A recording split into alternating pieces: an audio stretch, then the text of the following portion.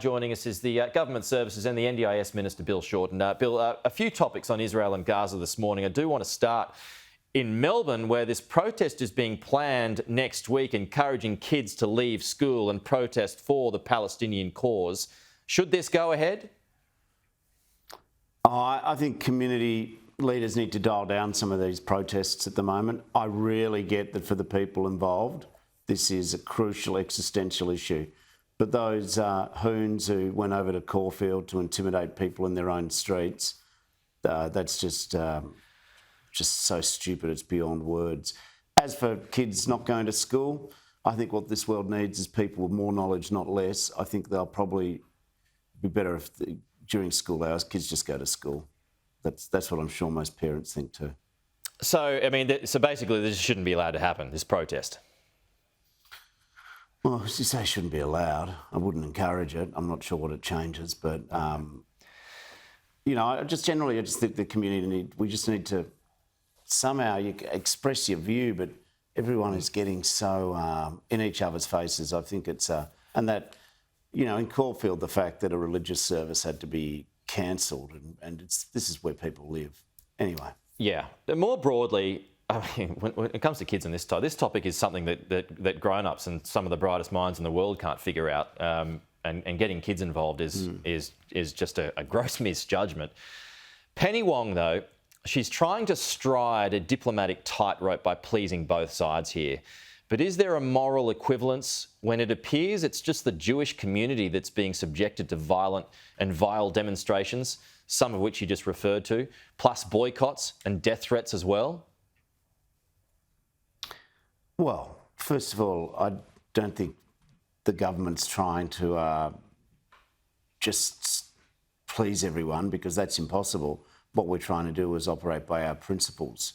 We absolutely recognise that what's triggered this latest round of violence was the shocking murderous attack by Hamas on Israel and a lot of innocent Israelis, all of the Israelis. That's what's triggered this. But of course, the United States, like-minded liberal democracies who are friends of other democracies like Israel, that doesn't mean that we shouldn't say anything and just give a blank check. I recognise it's really hard to put ourselves in the shoes of the protagonists in all of this, but I also think that our Foreign Minister, Prime Minister and Government, what we've been saying is consistent, a humanitarian pause. Obviously, we all want to see ultimately a resolution of the violence, but we recognise very clearly Hamas. You know, how do you negotiate with someone who says you don't have a right to exist? Yeah, I mean, there are these divisions, though, and you've got Anne Ali, who yesterday, who basically said both sides were to blame for the conflict. So, I mean, that alone is different to what you just said. So, I mean, this just feeds into the narrative that you're not all singing from the same song sheet on this one.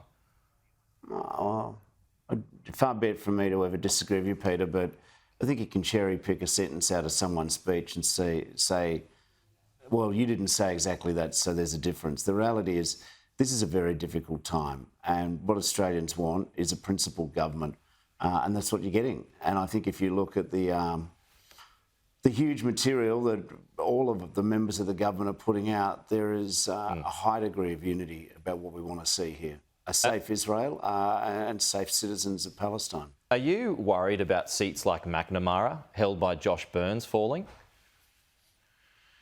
I'm worried about what I'm seeing on television. I'm worried about the people who live in Caulfield. I'm worried about the legitimate distress that people see of the sieges in Gaza. It's not about a particular electoral seat. OK. Let's get to Robodebt before we go. After accepting all recommendations, there are calls to suspend all debt collection now. Would you entertain or consider that?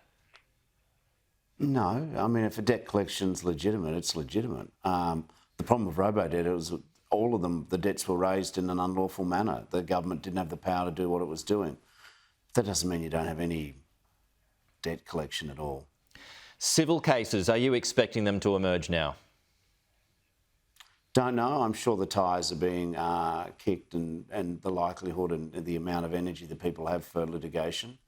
But the door's there to be opened. But so former politicians aren't safe? Or current ones? Well, I wouldn't have... well, the ideal thing is don't engage in the taught of public malfeasance in public office. Don't make the mistakes these guys made.